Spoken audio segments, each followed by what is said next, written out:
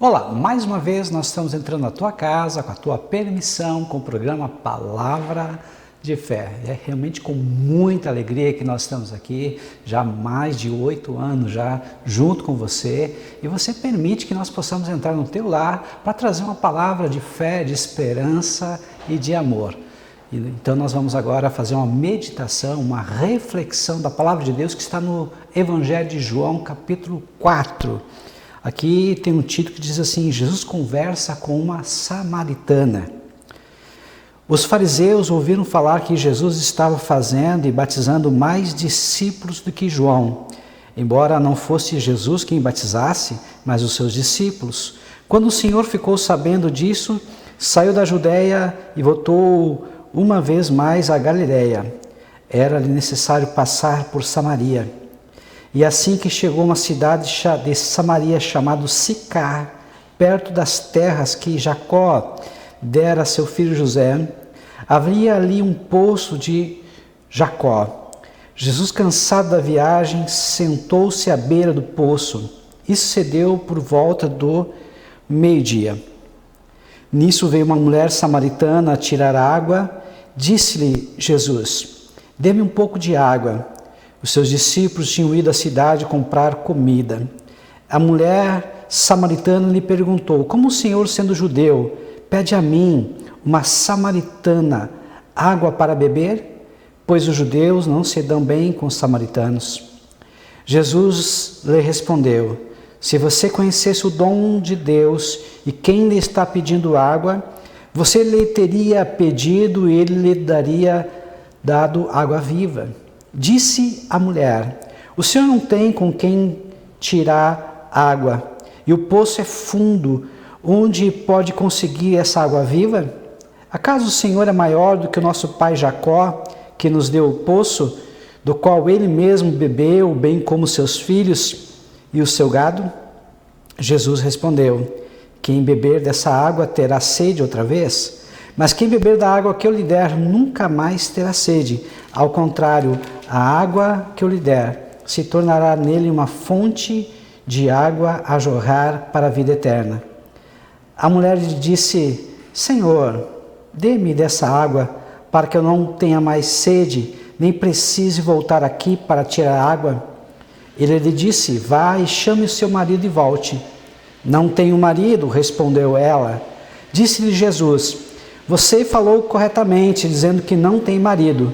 O fato é que você já teve 5, e o homem com quem você agora vive não é seu marido. O que você acabou de dizer é verdade. Disse a mulher: Senhor, vejo que é profeta.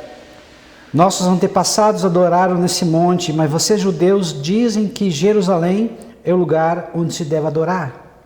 Jesus declarou: creia em mim. Vocês não adorarão. Creiam em mim, mulher. Está próxima a hora em que vocês não adorarão o Pai, nem nesse monte, nem em Jerusalém. Vocês samaritanos adoram o que não conhecem.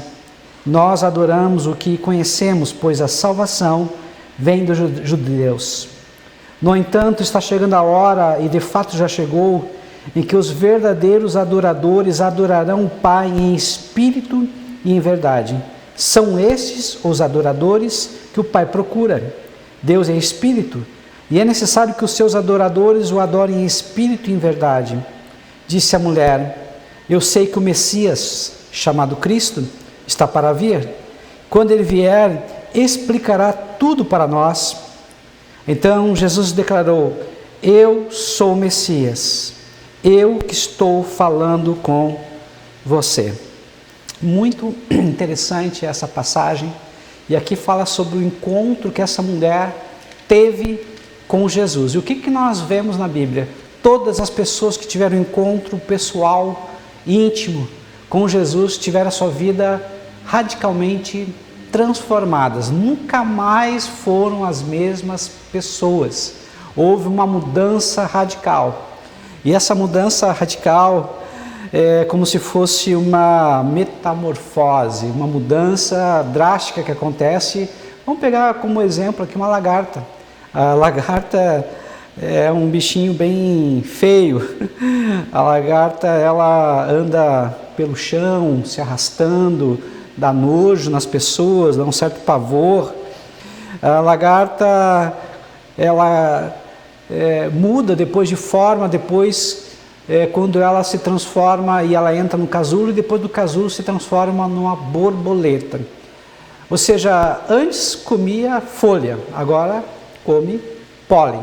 Antes se arrastava para o chão, agora voa. Antes era um motivo de pavor, de nojo, agora é um motivo de beleza, porque as pessoas, elas apreciam a beleza da lagarta, a beleza da borboleta. Então, assim acontece com todas aquelas pessoas que também conhecem a Jesus. Ou seja, há uma transformação radical.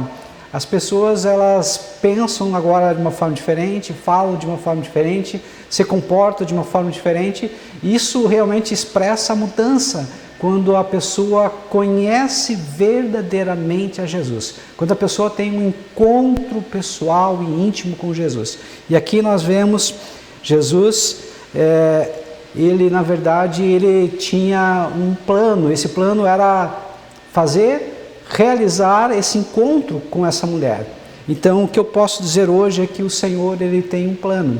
Esse plano é que você o conheça, mas não conhecer Jesus, um Jesus histórico, não conhecer Jesus apenas um Deus distante, mas conhecer Jesus como alguém próximo. Conhecer Jesus como alguém que está ao nosso lado, conhecer Jesus como alguém que realmente nos ama e se importa, inclusive com os pequenos detalhes da nossa vida. E isso faz toda a diferença. Uma coisa interessante é que Jesus estava em Jerusalém, a gente já verificou que ele fez a limpeza, a purificação do templo, ele teve um encontro também lá com Nicodemos, e depois que ele fez tantos sinais, tantos milagres, ele tinha que voltar para a Galileia. E de Jerusalém para a Galileia, ou seja, para Cafarnaum, onde ele morava, tinha uma distância de aproximadamente 175 quilômetros. E geralmente eles não atravessavam Samaria, porque havia um ódio entre os samaritanos e os judeus. E eles iam para o leste do Rio Jordão e iam para uma região chamada Pérea, passavam pela cidade chamada Decápolis, são 10 cidades gregas, e para depois entrar aí sim na Galileia. Mas Jesus, ele fez algo que aos olhos dos discípulos ficaram pasmados: vamos por Samaria. E quando estavam mais da metade da viagem, chegaram em Sicar, 100 quilômetros já de Jerusalém, lá naquele poço de Jacó, lá ele parou e pediu para que os discípulos fossem até a cidade comprar mantimentos. Então aqui nós já vemos aqui um grande problema, porque havia um ódio realmente profundo entre os judeus e os samaritanos. Os discípulos já ficaram pasmados por ir e atravessar Samaria. E agora, quanto mais essa questão de comprar comida, mantimentos nessa cidade. Eles ficaram se questionando: o que será que aconteceu? Qual é o propósito? Por que o mestre está nos fazendo ir até a cidade comprar mantimentos? Será que tem tem algo para nos ensinar? Ficaram com muitas dúvidas, muitos questionamentos no ar. O que nós entendemos é que 800 anos antes houve um cisma, uma divisão. Depois da morte do rei Salomão, o seu filho Roboão acabou dividindo o território por causa das tribos do norte, são 10 tribos do norte, com as 2 tribos do sul. E as tribos do sul ficou a cargo da administração de Roboão, e as 10 tribos do norte ficou a cargo da administração de Jeroboão. Então, as tribos do norte chamado Israel, as tribos do sul chamado Judá. As tribos do norte, eles começaram a ter uma separação cada vez maior com as tribos do sul, e depois de um certo tempo eles foram conquistados pelos assírios, foram retirados do seu território, houve casamentos mistos, e esses casamentos mistos fizeram com que eles perdessem a sua identidade nacional. E com a perda da identidade nacional, começaram a cultuar e adorar outros deuses. Então eles ficaram mais distantes ainda das tribos do sul. As tribos do sul, posteriormente, eles também foram conquistados, mas agora foram conquistadas pela Babilônia. Só que na Babilônia, depois de 70 anos de cativeiro, a doença chamada idolatria, que eles também tinham, esse problema acabou sendo sanado. Terminou esse problema no povo do sul chamado Judá. Então o Judá não queria mais saber de adorar outros deuses, só que eles foram para um outro extremo. Eles não queriam também saber dos samaritanos. Então havia um ódio mortal entre um judeu e um samaritano. Então agora imagina só, Jesus está parado nesse poço, e lá Jesus ignora todos esses preconceitos. O que eu posso aprender disso? Que o Senhor, ele não tem preconceito.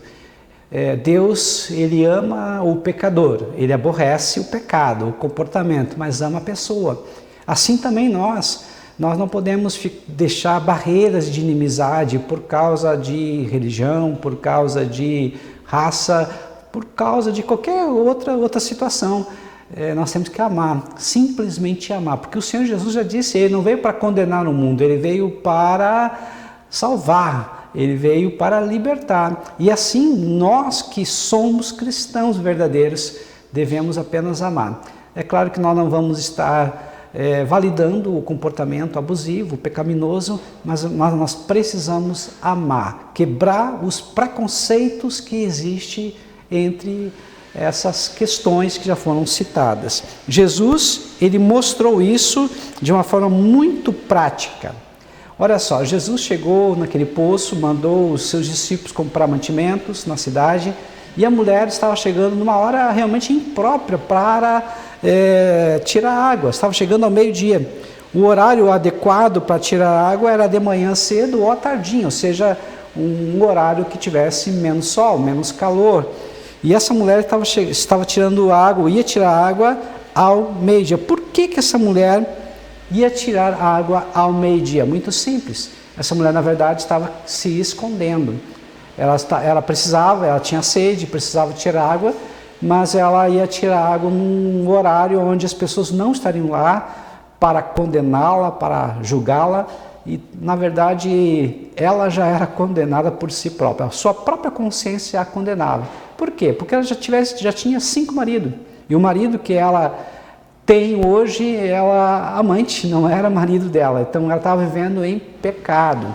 Então, essa mulher, por ser samaritana, já era complicado naquela época. Por ser mulher, pior ainda, porque para alguns, as mulheres naquela época valiam menos que camelo, por exemplo, menos que animais.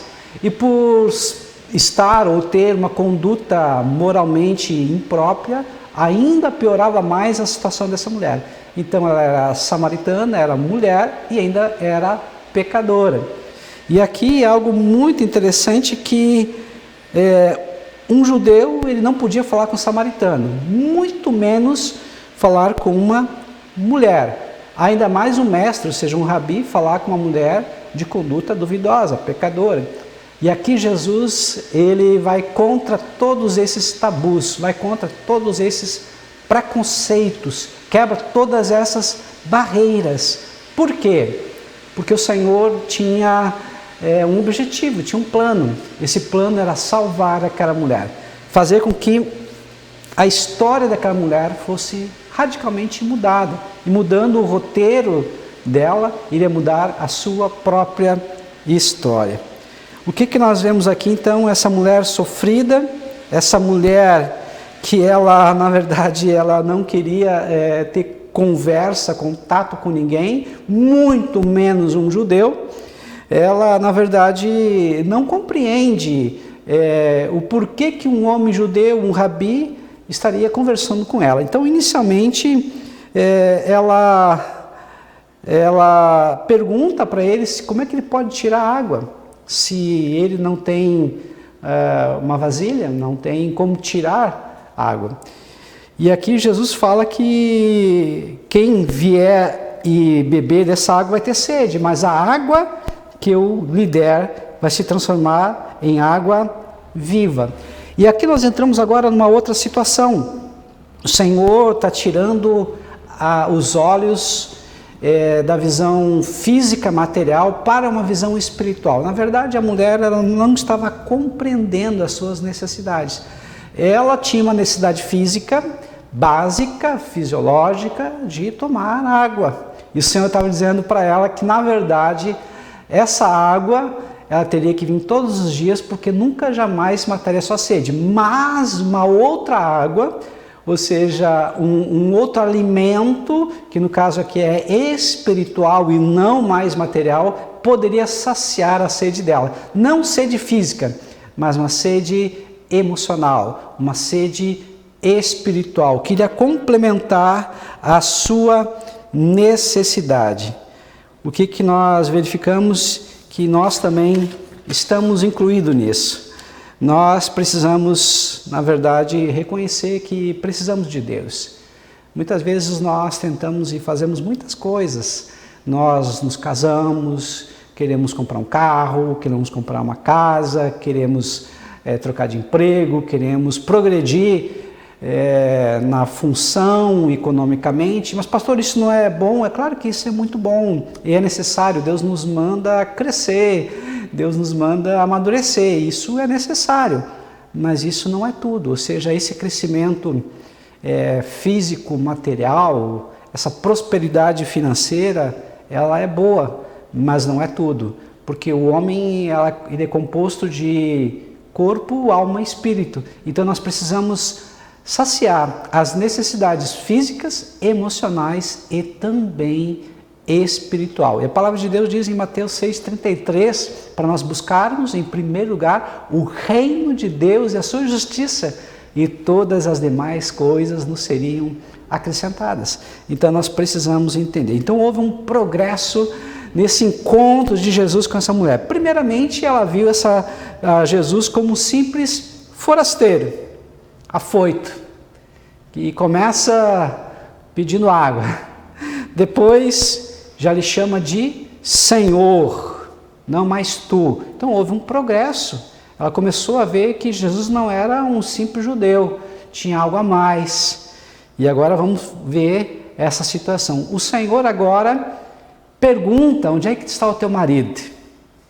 E aqui está algo muito interessante, porque o Senhor foi na ferida dela, o Senhor foi aonde realmente ela havia problemas nessa área, porque ela estava vivendo em pecado. Imagina só, ela já teve 5 maridos, a Bíblia não diz se os maridos morreram, ela se separou, o que aconteceu, mas era um 6º, agora homem que estava vivendo com ela, e o problema é que esse homem era casado, então ela estava vivendo numa situação complicada, imoral, pecaminosa.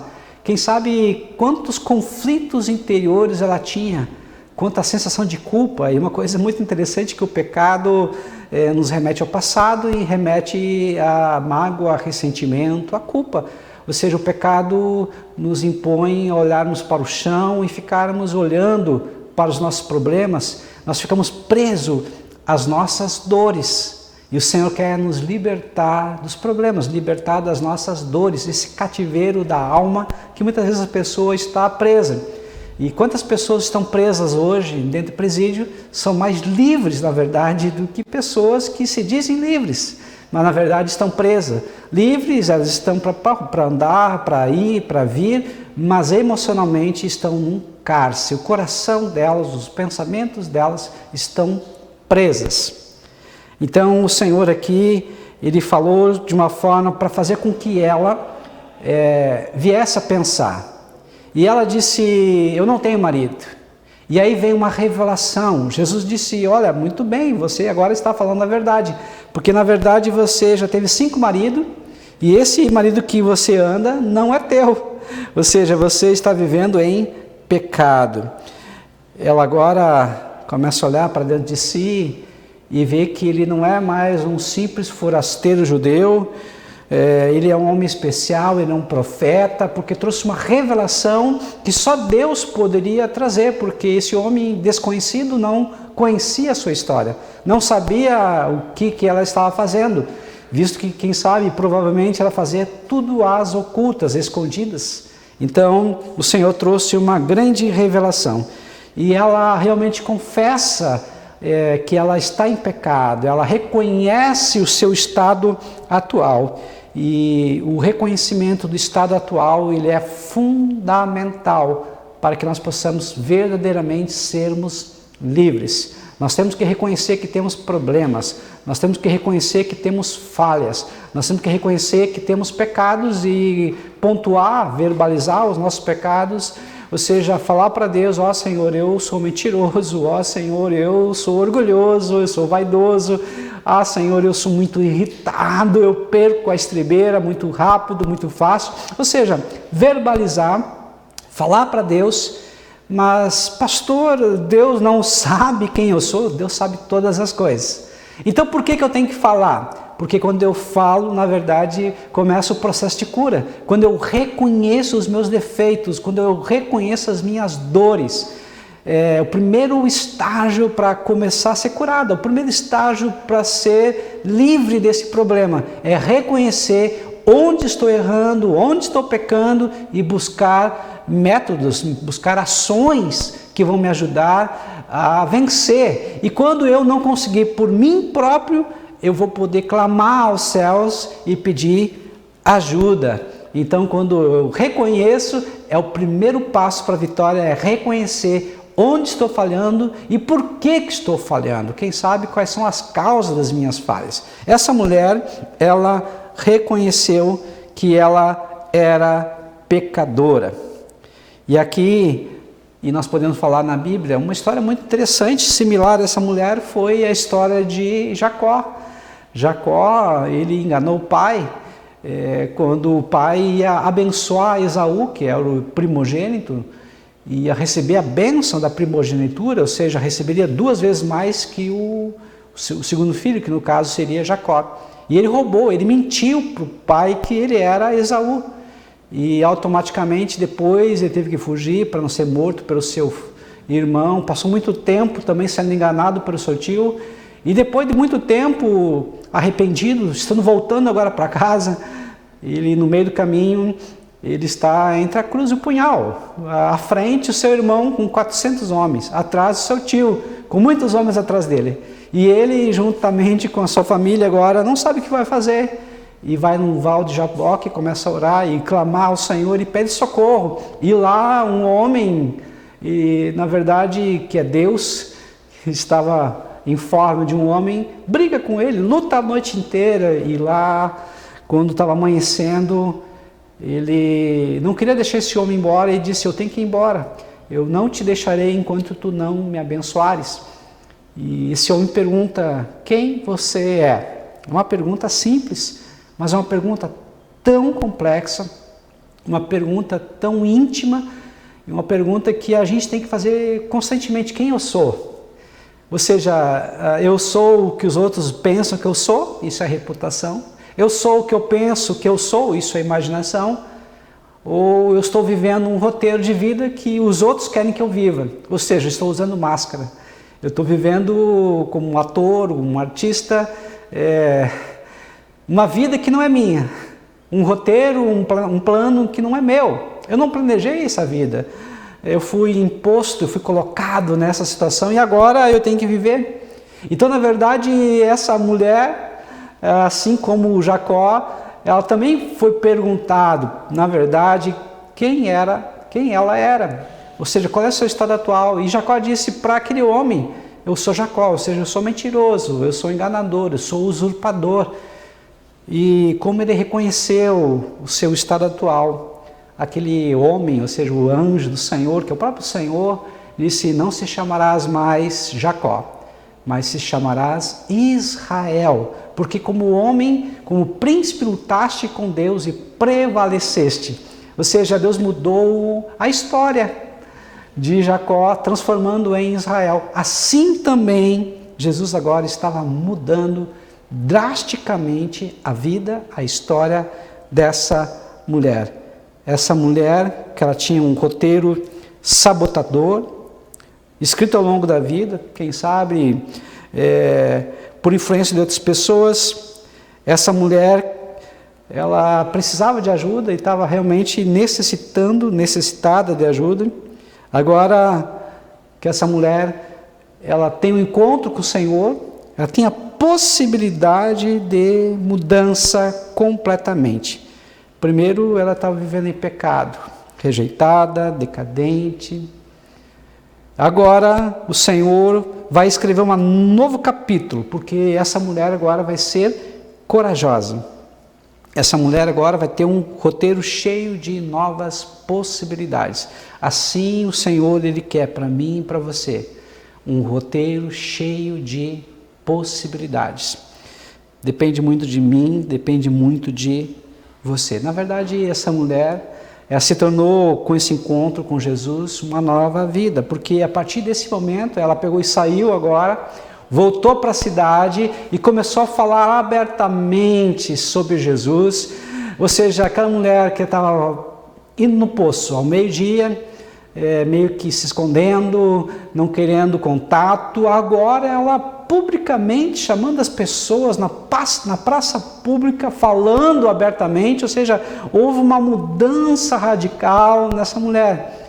Então, assim como uma lagarta, que era antes horrível, nojenta, repugnante, que as pessoas se afastavam, agora essa mulher virou uma borboleta, houve uma metamorfose, houve uma mudança de mente, que nós chamamos no grego de metanoia. Ela se arrependeu, ela reconheceu que era pecadora, mas reconheceu que estava diante do Salvador, do ungido, do Messias, o Cristo, aquele que viria de vir.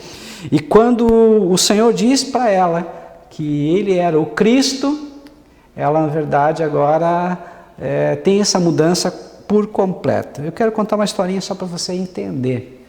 Era uma certa vez um fazendeiro que não tinha ainda ido para a cidade, ele só vendia a sua produção no campo e foi com seu filho mais novo e também a sua esposa.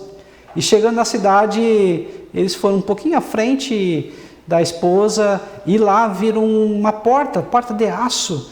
E nessa porta de aço que abria e fechava constantemente, apareceu uma senhora que apertou um botão, uma senhora que mancava com uma bengala, cabelo bem grisalho. E ela entrou nessa porta de aço e subiu. E as luzinhas piscando, e o filho perguntou: pai, o que é isso? Ele disse: olha, eu não sei, eu nunca vi tal coisa.